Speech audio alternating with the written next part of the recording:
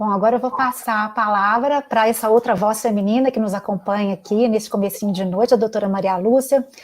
Doutora Maria Lúcia, no último dia 23 de março, logo em seguida à declaração de pandemia aqui no Brasil, o Banco Central liberou mais de R$ 1 trilhão para as instituições financeiras tivessem recursos frente às demandas do mercado, né, por liquidez.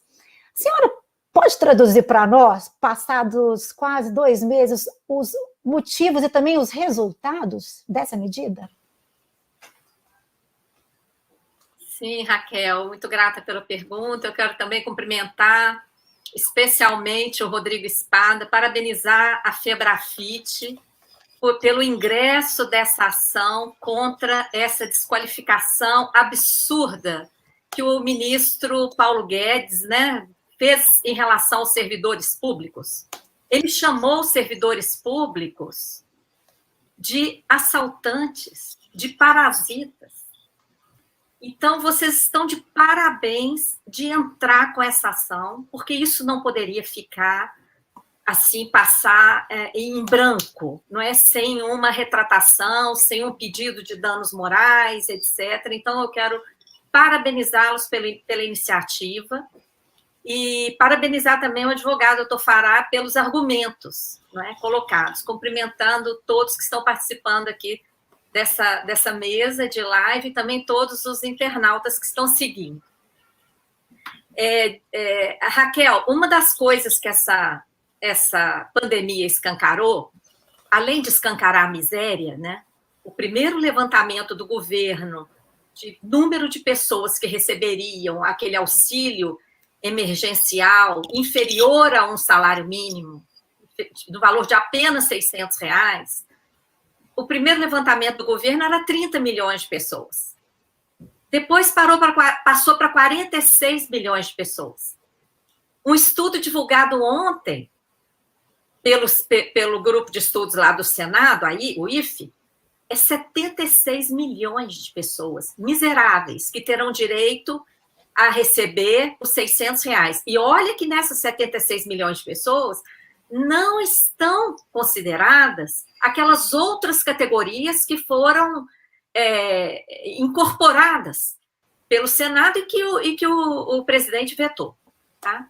Então, 76 milhões de pessoas. A pandemia escancarou isso. Outra coisa que a pandemia escancarou foi o privilégio dos bancos.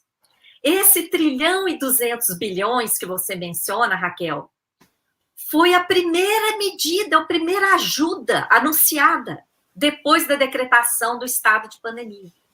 E o presidente do Banco Central veio a público, tem um vídeo dele anunciando, tem um relatório do Banco Central anunciando 1 trilhão e 200 bilhões para injetar liquidez nos bancos, para que os bancos possam fazer empréstimos para as empresas. O que aconteceu ao longo desses quase 2 meses, não é? Porque depois de amanhã já completa 2 meses dessa medida. Várias denúncias nos jornais. Linhas de crédito que existiam anteriormente deixaram de existir. E os juros aumentaram, em vez de diminuir. Porque os bancos colocaram na conta do juro o risco da própria pandemia. Então, mas os bancos se apropriaram desse 1 trilhão e 200. Estão ganhando em cima disso, por causa de uma operação que o Banco Central faz, que remunera diariamente a sobra de caixa dos bancos. Isso sim é que é ser parasita. Eu queria trazer esse contraponto aqui, que eu acho que os servidores públicos têm que usar isso. Se tem um setor nesse país que é parasita, são os bancos, porque eles ganham remuneração diária sobre o dinheiro que não é deles, sobre o dinheiro dos depositantes, que está no caixa dos bancos. Depois que eles separam o compulsório, tudo que sobra, o Banco Central remunera diariamente às nossas custas. E mais, assaltante? Assaltante é a operação que vergonhosamente foi aprovada no Congresso Nacional, inserida na PEC 10, que já virou emenda constitucional 106, que autoriza o Banco Central a comprar papel podre dos bancos, Os bancos vão ficar livres do seu papel podre e vão receber título da dívida pública. E vão receber o juro.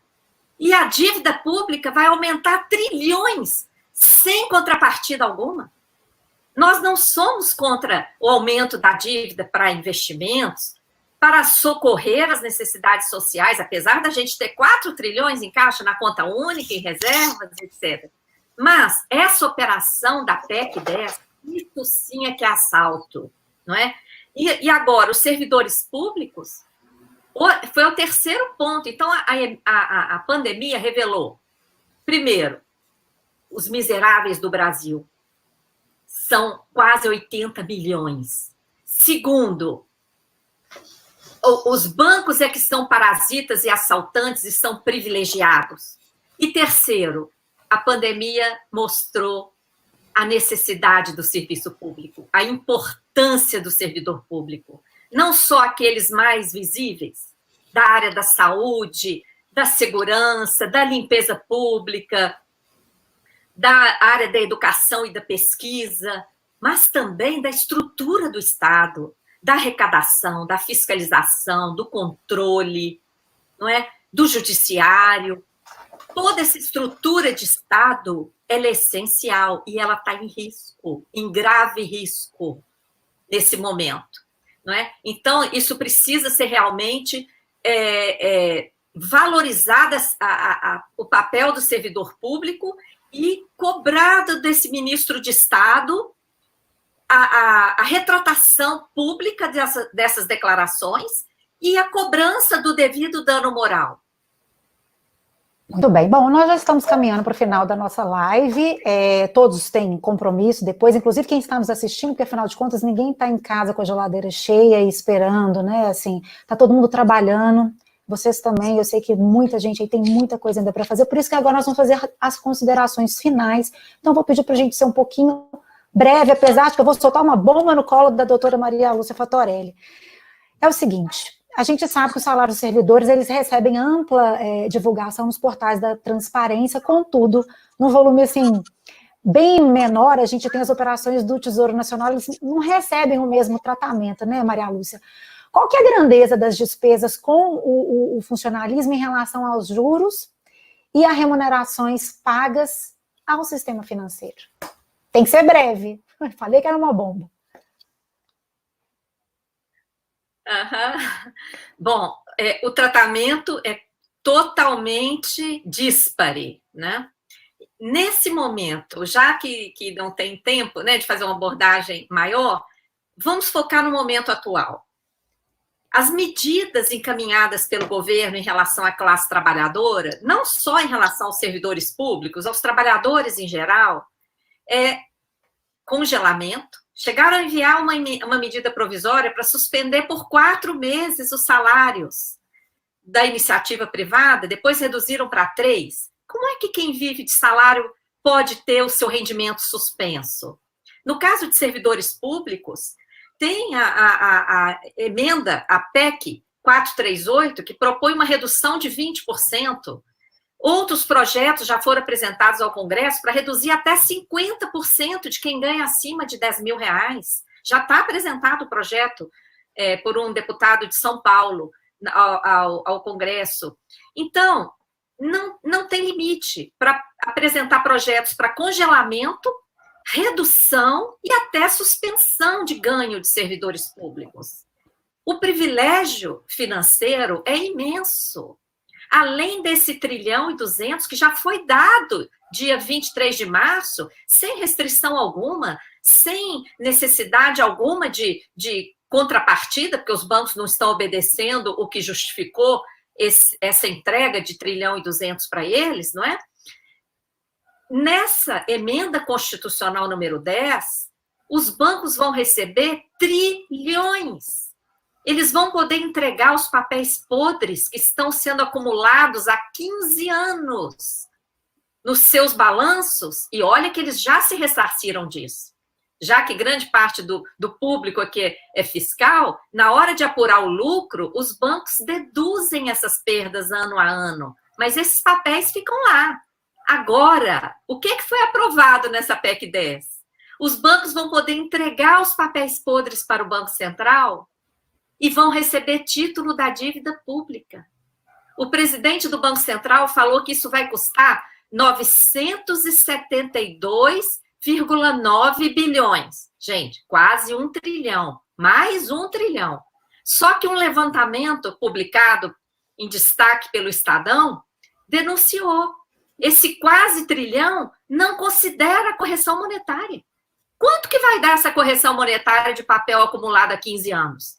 Nós estamos falando de trilhões. Nós vamos ver a dívida pública aumentar trilhões, sem contrapartida nenhuma. Então, infelizmente, virá mais arroxo em cima do trabalhador, proibição de concurso, virão mais contra-reformas, virão mais privatizações e entrega de patrimônio. Infelizmente, porque a PEC 10 absurdamente foi aprovada, não é? E agora ainda tem uma medida provisória 966 para impedir a punição dos operadores que vão dar andamento nesse golpe de trilhões aí.